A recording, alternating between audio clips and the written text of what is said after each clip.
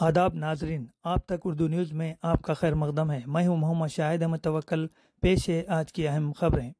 रुकन असम्बली आदिलाबाद पायल शंकर ने खानापुर तालाब से मुताल्लिक एक वीडियो पैगाम जारी करते हुए कहा कि हुकूमत की जानिब से वो एक सर्वे किया जा रहा है। इस तालाब के अतराफ कितने घर बने हुए हैं और मुस्तकबिल में गैर मजाज कब्जों को रोकना है। मजीद इसके मुताल्लिक कोई भी निकालने की हिदायत नहीं आई है, लिहाजा अवाम को परेशान होने की ज़रूरत नहीं है। रुकन असम्बली का वीडियो आप देख सकते हैं। ప్రజలందరికీ పేరు పేరున నమస్కారాలు। 2-3 రోజుల నుంచి ఆదిలాబాద్ లో ఖానాపూర్ అదేవిధంగా బొక్కలగూడ ఈ ఖానాపూర్ చెరువు అదే మిగతా కొన్ని చెరువుల పరిసర ప్రాంతాల పేద ప్రజలంతా కూడా హైడ్రా పేరుతో ఏదో సర్వే జరుగుతున్నది, మా ఇళ్లని కూలగొడతారు అని ఒక రకమైనటువంటి ఆందోళనతో ఉన్నట్టు సోషల్ మీడియాలో వార్తలు వస్తున్నాయి।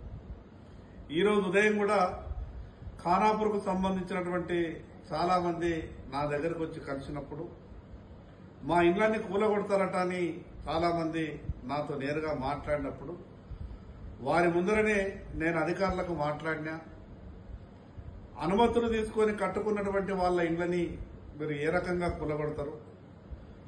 కానీ అధికారులు ఇచ్చినటువంటి సమాధానం ఏంటంటే, ఖానాపూర్ చెరువులో ఏదైతే ఎంక్రోచ్ అయిందో, ఎవరైతే చెరువుని ఆనుకొని ఇళ్లు కట్టుకున్నారో ఆ ఇండ్లు ఎన్ని ఉన్నాయనేది సర్వే చేస్తున్నామని చెప్పడం జరిగింది।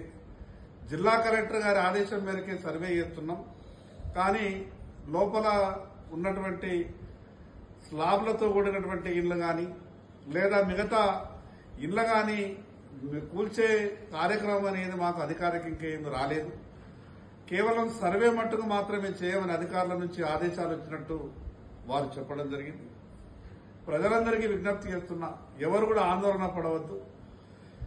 అసలు వాస్తవంగా ఆ చెరువుల గురించి కేవలం సర్వే మట్టుకు మాత్రమే మేము చేస్తున్నాం। ఎంతవరకు ఎంక్రోచ్ అయింది, ఏ రకమైనటువంటి చర్యలు తీసుకోవాలనే విధంగా ఆలోచిస్తున్నట్టు ప్రభుత్వం నుంచి వచ్చినటువంటి ఆదేశాల మేరకు సర్వే చేస్తున్నామని చెప్పిండ్రు। కానీ పేద ప్రజలు రూపాయి జమ చేసుకుని అన్ని అనుమతులు తీసుకుని వాళ్లకు 30-40 సంవత్సరాలుగా కరెంటు బిల్లులు తీసుకుని ఇళ్ల ట్యాక్సులు తీసుకుని ఇళ్లకు నంబర్లు ఇచ్చి చివరికి ఇళ్లు కట్టుకోవడానికి అనుమతులు కూడా ఇచ్చినట్టు చాలా మంది పేదలు చెప్తా ఉన్నారు। కాబట్టి ఎవరు కూడా ఆందోళన చెందవద్దు। ఈ విషయం మీద నేను ఉన్నతాధికారులకు కూడా మాట్లాడడం జరిగింది।